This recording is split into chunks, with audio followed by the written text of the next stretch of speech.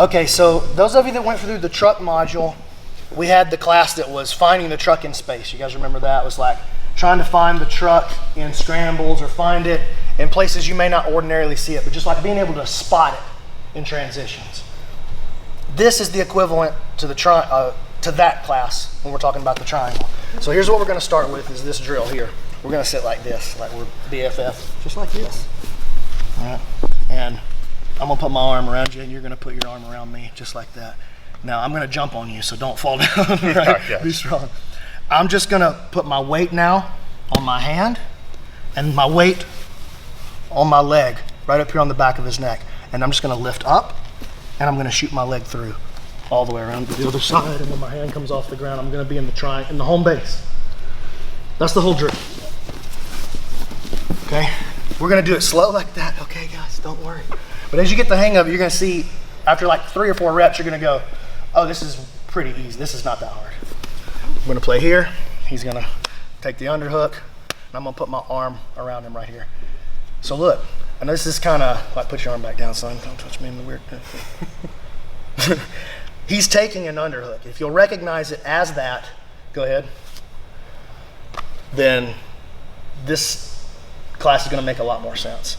So here, hand on the mat, leg on his back. So look, I just kind of lift myself up, put my leg on his back, and I throw the leg through. As soon as I take my hand off the ground, I'm gonna land in home base right there. All right, so one more. Oh, you ain't going nowhere, big guy. One more, and land in home base. Yep, 1, 2, 3. But now he's on his knees again, but instead of being beside him, I'm gonna be here on my knees. And so he's gonna reach forward and take an underhook, and I'm gonna start from right here. Pop up. Remember, and look guys, I'm not doing this. I'm not going with this leg first. I'm always gonna fall. Right, I'm going up and open. Got it? So, look, during the middle of this, I'm out around to the side of him. I'm right back to where we started. Right, so if I'm doing it from here and I go up, it ends right there, right? When he reaches for the underhook here, I'm off to the side of him. So see how I'm doing a technical stand up, really? I'm going belly down, sorta, with that motion. When I hit that drill. The drill now is exactly the same. He reaches for the underhook. You pull out and hit him with that triangle. You guys got it? 1, 2, 3. A couple of moves that I actually want to implant into your game that use this idea right here. Can I use you again, Trent?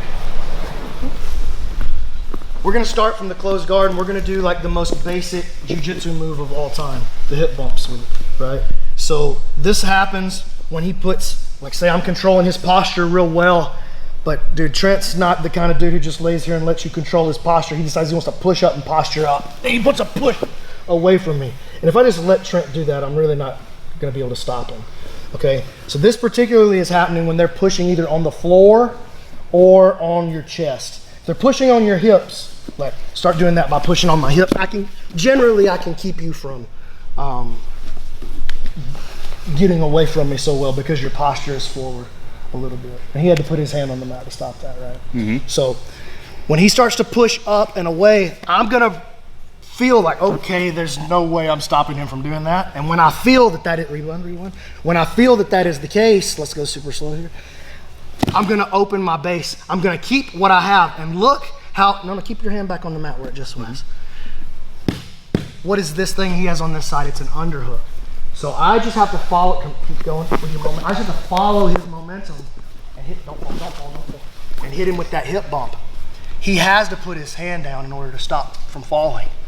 When he does that, up comes the leg, and out comes the other one. We're going right into home base. Okay, so again. He pushes up, yeah, go back. He pushes up either on my chest or on the ground like that. And as he goes, I hit him with my hip.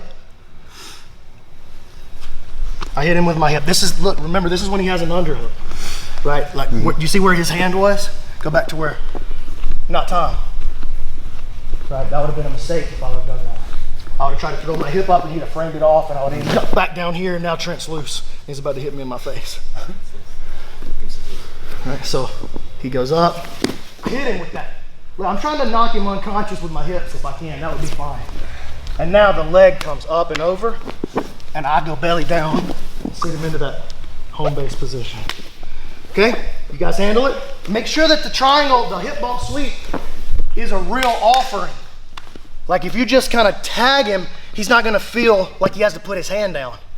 The harder you hit him with your hip, the more real the sweep is, the longer the hand stays on the floor, because he has to now generate enough momentum to push himself back. That's the only way he's coming back up. He's gotta go like this.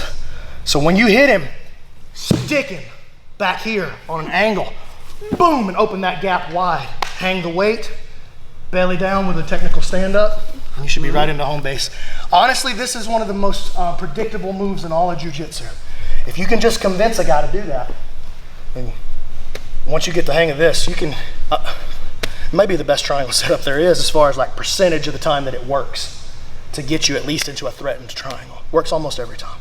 Ready? 1, 2, 3. All right, so just to your knees here.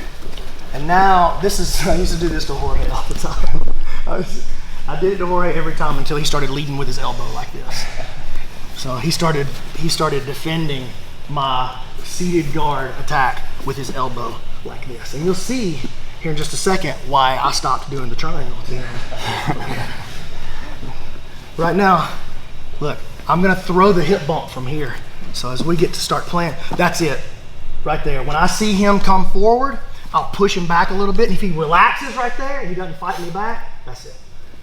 Whack, whack, whack. I'm gonna hit you hard, so be ready to base. You ready? Mm-hmm. I'll just hit him with it right there from the open guard. So my objective is to not tell him that that's coming, right? Because if he'll just fall over, that would be the best, man. Like if he doesn't put his hand down, okay, cool. Maybe I'll never make it that far. You know. But they're gonna put their hand down if they got any kind of skill at all. And if they don't, that's cool. You're rolling with a new guy. That's fine too. Right, so. Okay, so that's just another one that you can add to that. Thank you. You're off the hook now. I'm not gonna beat you anymore. I'm gonna beat you. Okay, let me throw a disclaimer at you real quick. I don't fly. It's not in my rule set. It's against my principles. I do not fly. But I will do this. This is something, hey, y'all stop touching each other. Oh no, man. This is something Nathan Orchard showed me in a private lesson. And it's the only way I've ever had any confidence to throw a flying triangle. Also got a cool ankle pick out of it too. So we're squared up and he reaches for the underhook. Cool. I'm gonna catch him, catch the other wrist. And I'm gonna step in deep and try to uchimata this leg. Here. Now right there, I'm gonna leave that leg up and then I'm gonna plant right behind him. Right there. That's real important that I don't just stick my foot back down here. He's not off base anymore. When I put my foot down, it's here. You see how he's falling, you see? Now I'm just gonna change levels and touch his ankle. He's gonna have to put his hand down. It's not a flying triangle anymore. Now it's a falling triangle and it's super simple. So, I'll throw that uchimata. Boom! Boom, right there. That's real crucial that I step behind his ankle like that. And if I miss the ankle just a little bit, perfect. Control the wrist, step in, and throw. Look, I'm no judo guy, okay? So don't criticize, especially those of you watching. Please don't criticize me. I don't care. This is the only reason I do it. I'm not trying to throw an uchimata. I just want to get the first part right enough. Oh, he's gonna fall backwards. Paul, how my guy gonna die if you do that one? Okay, everybody understand? 1, 2, 3. I don't want to hear from no judo people. I want to hear from y'all. I love y'all, but I ain't trying to learn judo. It hurts. I want to cover one other thing. So, Keith, let me use you for this if you don't mind. Just go to the bottom of the mount. Okay, so in the UFC the other night, this happened 3 times in one fight. One fight, this happened 3 times. So When I show this to you, you're gonna be like, who would ever do that? 3 times on Saturday night it happened. Gargorio did it. Eduardo Gargorio? Gargorio. At Italiano. Gargorio did it like this, okay? He was piecing homeboy up on the feet, and then he got pushed back against the cage during a takedown attempt, or not against the cage, but close to the cage, ended up on the ground. Terrible takedown defense. Don't tell him I said that. But it wasn't the best takedown defense I've ever seen in the UFC. But it looked, after the first time I was like, oh, he scrambled, oh, he's terrible. What a terrible move he did to get up, but he's out of the bottom of the mount. And the second time I went, did he just do that same thing twice and it worked twice? And then I told Keith and them, I was like, look, if he gets taken down, he's gonna back up to the fence and he's gonna get up again. It's exactly what he did. And watch what he did. He got taken down and he like shoulder crawled his way back against the fence. So you gotta imagine that there's a plane for Keith to move up right here, okay? Yes, and this is exactly what he did. Go back. As the other guy sat up to try to strike him, he took the underhook, he posted on his elbow, and he just started standing up. And he had a cage to work with. Does anybody see anything familiar? Okay. The guy wanted it as well, but he never. Well, he tried it the third time. He tried to do it to him the third time, but he didn't have this class. He didn't do these drills. And he just started going up the cage, up the cage, up the cage, up the cage. Cool. Now you sacrifice position when you do that. You just went from the mount into a kill, but does anybody remember Josh Barnett getting tapped by Gordon Ryan like this? Because that's what happened there too. It wasn't exactly the same. It was more of a hip bump kind of situation on top. So Barnett just put hands in and goes, beast mode. You gotta pretend Keith's strong. Yeah, he just does, it just sits up. Go back, we're pretending you're strong. Not sideways. Up. Like sit up, Josh Barnett. This way. No. Yeah, he started doing it this way. And as he started to make success, that hand hit the mat. Gordon just slipped the triangle in on him. We're looking for this thing in these transitions and these scrambles, being able to spot it when things get weird. And if you've got the best submission in jiu-jitsu in your bag for just in case things get weird, then you're very, very, very dangerous.